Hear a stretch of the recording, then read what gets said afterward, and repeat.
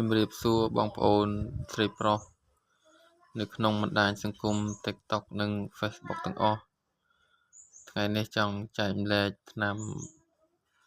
កាពះពោះវៀនដែលបងប្អូនមានអាការៈដូចជារលាកកាពះរលាកពោះវៀន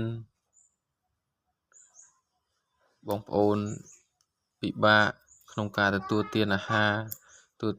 រភើចង់ក្អួតឬមួយចុកឆ្អល់អាការៈកាពះពោះវៀនធ្ងន់ធ្ងរមានដូចជាដំបៅក្រពះដំបៅពោះវៀនធំពោះវៀនតូចបងប្អូនអាចជាវសាកជាមួយថ្នាំនេះយកទៅពិសាបានធានាបងប្អូនថាជា 100% ទោះបីបងប្អូនមានអាការៈកាពះពោះវៀនធ្ងន់ធ្ងរកម្រិតណាដែលព្យាបាលមិនជាបងប្អូនអាចសាកជាមួយថ្នាំនេះធានា 100% នឹងជាពិសេសបងប្អូនដែលមានអាការៈចុកឆ្អល់ពេលដែលទទួលទានអាហារហើយចង់ក្អួតបងប្អូនអាចសាក